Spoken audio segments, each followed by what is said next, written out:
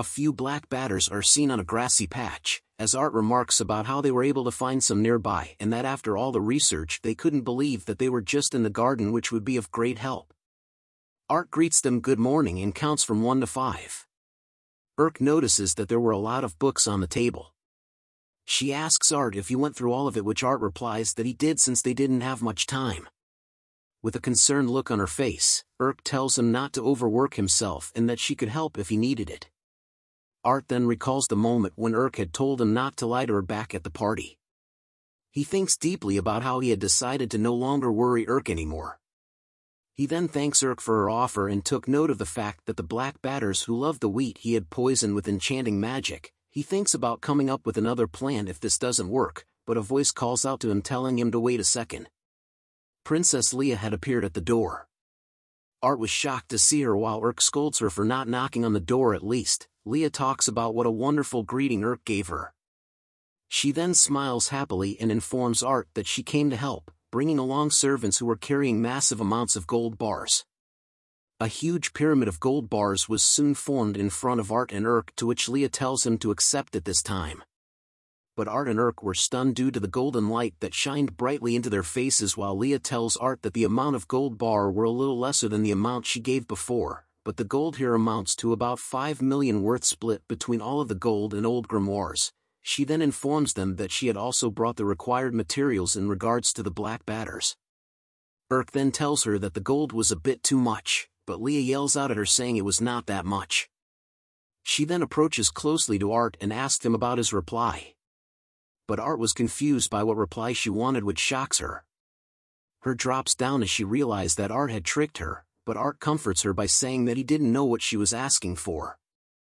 With tears and while biting a cloth, Leah tells him that she wanted to know his reply to her marriage proposal. Both Art and were surprised to hear this and wondered when she proposed to him. Then yells at Art and asked if he was serious.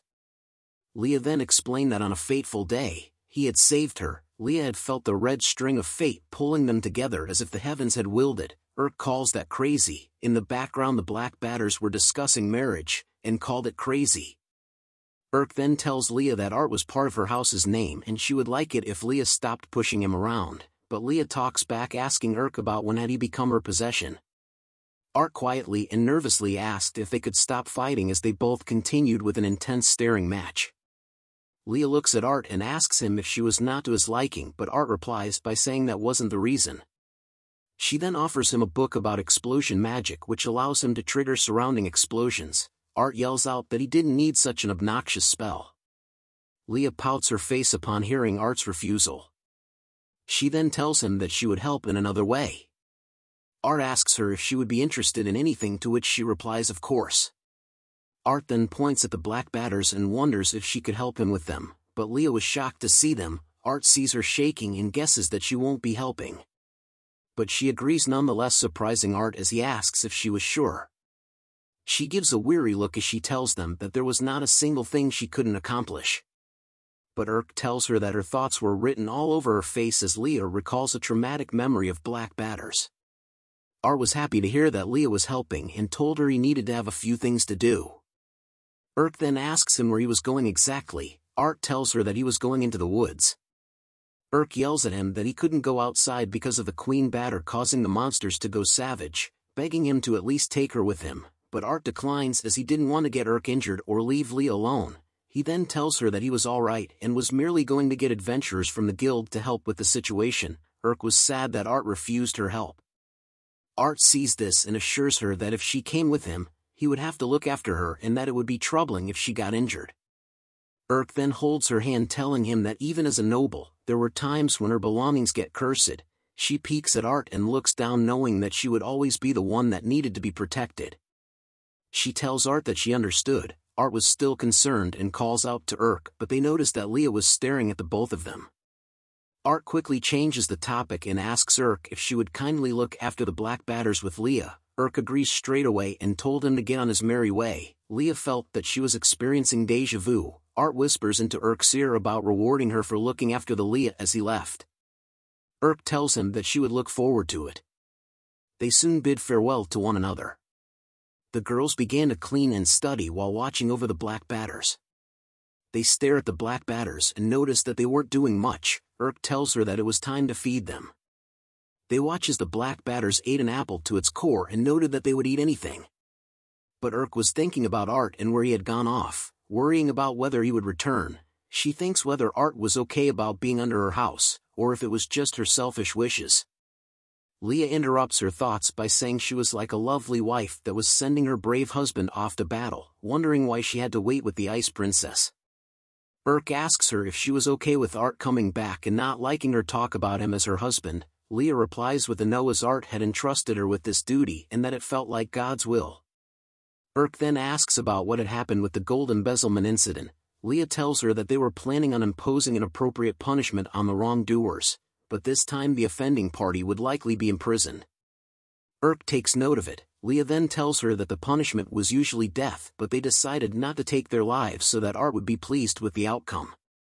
Urk wonders if this meant that they were escaping punishment, but Leah says that they were not an exception. Urk then asks if she was planning on telling Art about it. Leah wasn't sure and wondered what would happen if he knew about it. Urk thinks deeply as Leah stares at her. Leah soon gives off a smile, telling Urk that women needed to have tolerance. She points a finger at Urk, telling her that trying one's hardest to gather a lady's favor is a gentleman's job. Urk wondered if that was true. Leah tells her that it was the knowledge that was given to her by her father and mother. That is the way of women, Leah says, but soon realizes something. She blushes at the fact about why she was advising her rival. She thinks about the word tolerance and brushes it off as it would be fine if she was the only one who understands it. Leah then offers a gold bar to Urk, which causes her to wonder what she was planning to do now. A gold bar is given to the black batters as Leah explains to Urk that this was also a form of study and wonders about what would happen if they came across one of the largest discoveries of the century, but Urk still wonders what the plan was. A bright light soon shined from the black batters, causing the two of them to cover their eyes. Back at the Rubetto family estate, Wendy is seen alone sitting on her bed. Back at the Rubetto family estate, Wendy is still seen sitting on top of her bed with lamps and furniture tossed around in a mess. Tears flow from her eyes as she whispers Art's name. She thinks about how the talk of gold bars has been restricted, but she was honestly never that interested in the money. She grips the sheets of her bed tightly, wondering if only Art had stayed. She thinks about after the first time he had rejected her, when she realized that Art no longer cared for her. She believed that it was only because of Art being here that she was able to trust the world. She recalls a memory from the past where Art told her not to look so down. But she tells him that the other kids were bullying her and wanted Art to punish them. But Art just took note of how Wendy must have felt very frustrated because he, who had no blood ties to her, felt that she was family, as Art would rather be a person that will care for her out of the kindness of his heart. But Wendy always knew that her actions were hurting those around her and that it always scares her. She knew she was always a coward, a show-off, and full of self-confidence. She thinks of Art's face as she knew that she wasn't kind and had relied on Art's kindness instead, and how she had always thought of him as family, always thinking about how she could repay his kindness. But she treated him like a slave instead. Tears drop to the ground as she begged Art to forgive her as she apologizes to him. She cries heavily at the fact that she had liked him so much. Wendy continued to cry on her bed. But a voice yells out saying that Lattice Rubetto had committed an act of treason due to his crime of trading, smuggling, and contraband, hence he shall be arrested. Wendy peeks out of her room to see where the voice was yelling from. She sees her father being dragged away by the Imperial Guards. Sweat drops appear on her hand as she knew that Leah had something to do with this. A figure appears from behind her asking if she was Wendy Rubetto. The fierce-looking man explained to her that her father has been smuggling contraband between here and their neighboring country called Barbarossa. He was smuggling beastmen and elvish people and selling them as slaves. The Flamen family also seems to have ties to the trades. He then asks if she knew anything about it. Wendy figures out that the Flamen family was her pig-faced fiancé family and that they had been discovered to have been smuggling. She knew that her father had tried to marry her off quietly for connections. As a tear slides down her face, she tells the man that she knew. The man took note of it and tells her that they will be taking her with them. Wendy looks up once more, thinking that she should have at least apologized to Art first. Art was seen following behind a carriage and turns around as he felt something. A lady calls out to him, but Art tells her it was nothing as he looks at the mountains. Art was being accompanied by 3 members of the Sword of Blue Sky. He compliments them about how it seemed that everyone in the Sword of Blue Sky was very reliable. Huey compliments Art that he was good to notice that by just looking at them. Brad apologizes for Huey's rudeness while Thea tells him to get off his high horse. Thea then asked Art if he had finished gathering the intel. Art tells her that he did and thanks everyone for their hard work as they were able to scan the perimeter of the royal capital. Huey tells him that he was only helping as Peter had asked him to and that Art should be grateful to his humble self. But before he could finish his sentence, Huey slams into a tree. Brad tells Art that was what happens if you compliment Huey. Thea comments about how there had been a lot of monsters popping up recently as they had just met 20 in a row. Brad explains that it was due to the Queen Batter's influence causing the monsters to appear more rapidly. One of his acquaintances had to put a dent in a goblin's horde's population because there were so many of them. Huey says that they were only D rank as the group traveled through the forest.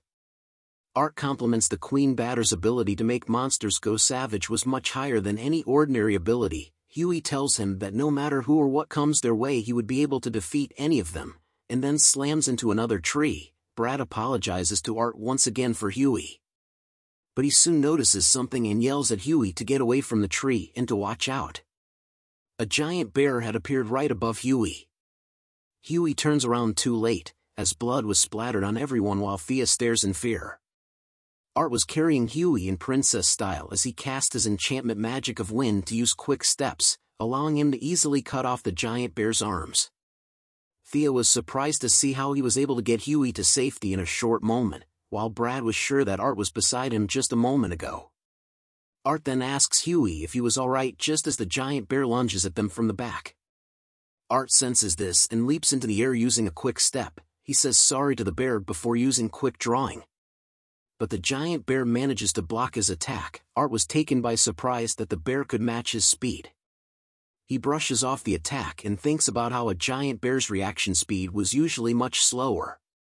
But he takes a heavy step causing the ground to crack, and appears right below the giant bear with his hand on his blade. The giant bear could only look at Art as he tells it that he got it. Art had managed to slice off its head in one strike using a quick draw battle of 0. The group was impressed with his skills, but Art was in deep thought about the sudden change in monster abilities and that the Queen Batter's effect was much stronger than expected. But soon a sound filled the air, catching all of their attention, and the group wondered what the sound or song was. They looked up and could see the swarm of black batters covering the sky. Huey shouts out wondering what the hell it was, but Art knew that it was black batters. Art immediately takes off from the group, telling them he was going to go ahead. He rushes at full speed, knowing that if he doesn't report back quickly everyone would die. The arrival of the black batters wasn't in 1 week, but in 3 days. Back in a town, newspapers are seen flying around while the citizens read it. A man is shouting, "Extra! Extra! Read all about it!" Citizens in the city became aware that the city of Turquoise had been destroyed. The people wondered if the monarch was going to do something about it. Some had even said that a few of the nobles had already fled to somewhere far away. The citizens then began to think about leaving the city as soon as possible as well. Crows are then seen flying around a magnificent castle. Cyrilla the Chancellor was seen with a furious face as he grips the newspaper, wondering what was the meaning behind it. Minister Anil reports to him about how the emergence of the Queen Locust had spread to the masses, causing their distrust towards the monarchy. Cyrilla yells at him about the masses' distrust towards the monarchy, implying that the commoners should shut up. He leans close into Anil's face and tells him to retrieve all those newspapers right this instant and to apprehend everyone at the newspaper company and cut their limbs off one by one, but a voice shouts out saying that's enough. King Dread IV appeared with his incredible swag. He tells Cyrilla that a nation is nothing without its people and that it owes everything to its subjects. But the king coughs badly, causing the two of them to call out to him in concern. Anil tells him not to overexert himself as he was not in a condition to be moving around, while Cyrilla tried to tell him that they were setting a bad example. The two men then guided the king up the stairs. Drad then tells them that they didn't have an effective countermeasure for a long time, making it understandable. He then asks Anil about the status of the subjugation troops. Anil reports to him that at present there were 3,000 royal knights that are able to be mobilized, but a third of them cannot be deployed as they would be focused on defending the palace. Drad then asks about the 3 royal commanders. to which Anil tells him that the Royal Knight Commander Marcos was ready for deployment but the remaining two were working on an assignment far away. Drad had a worried expression on his face after hearing the report. Drad then talks about since the founding of this nation more than 500 years ago, the Drad household had fought numerous demons and helped develop the country.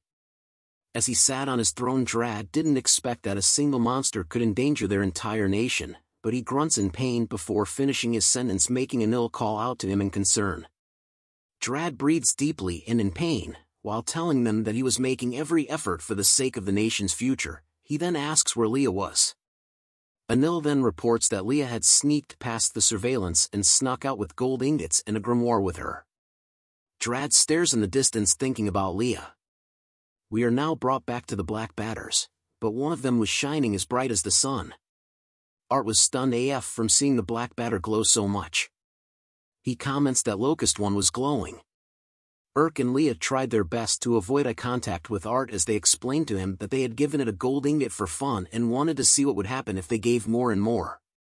Art then turns around to face them, causing Urk and Leah to cower in the corner of the room in fear. They started to apologize to Art repeatedly. But he hugs both of them tightly, saying that they were amazing with a happy expression on his face. Urk looks at him in surprise and wondered why he wasn't upset with them. Art then tells her that what they did was amazing and could be the greatest advancement in human history. Art then quickly ran to write down his notes in regard to the glowing Black Batter. Urk was happy that she was able to help Art with something. But she realizes that all the credit goes to Princess Leah and not her. She then recalls Leah's past advice about how gentlemen are attracted to motherly ladies. She then thinks of Art's smiley face and began to think that since he came back safe and sound she should show him her appreciation. She grips her hand with conviction, then calls out to Art, telling him that she had just remembered something important. Just as she slaps him hard on the back and was about to tell him good job, a crying sound was heard in the room. Art then goes to Leah with a concerned look while Urk looked embarrassed from her failed attempt. As Leah covered her face with her hands, she tells Art about the fact that she was finally able to help him and that it made her so happy. Art tells her with concern that she was always helping him and that she should dry her tears first, but Leah tells him to pat her head first. Urk was annoyed in the background. Art agrees with her request, causing her to giggle a lot. She then gives the bombastic side-eye to Urk, causing Urk to realize how stubborn Leah was. But a voice interrupts them, saying, "Pardon my intrusion." Ted had arrived at their door, which surprises Art, but Urk was glad as she thought that he was going to take Leah away. But Tet tells them that it was not the time for it now. He informs them that the entire city of Firen was now being raided by monsters. Back in the city, monsters of various types were attacking the citizens and setting things on fire. The citizens tried their best to run away, but a little boy tripped and falls to the ground. His mother hugs him in order to protect him from the giant crow monster that was heading toward them. Its eyes were focused on them as its giant body casts a huge shadow over them. The little boy sees the monster with tears in his eyes. But bubbles suddenly appeared in the air. It explodes and catches the attention of the giant crow monster. The mother and child could only stare in silence at what was happening. Art had arrived and saved them. He thinks about how he had arrived before Urk and the others by casting quick steps. Just as he was thinking that the Queen Locust's influence making the place a mess, he prepares to cut down the giant crow. But Peter appears out of nowhere like John Cena and dropkicks the little birdie out of the sky. Art was surprised to see him here. Peter then turns to him, wondering why Art was here. Just as the giant crow prepares to counterattack, Art warns Peter to watch out. But the giant bird was sliced into two in front of them. They cover their eyes from the dust due to the attack. "Isn't this swell?" said a voice as a metal armor foot appears from the dust. A Giga Chad man of impeccable looks arrives on the scene wielding a giant sword. It's the advent of Royal Knight Commander Marcos. Thanks for watching the latest part from the voice of Manhwa. Subscribe for more content and don't forget to comment below what you want to see in the future. Like and share for more.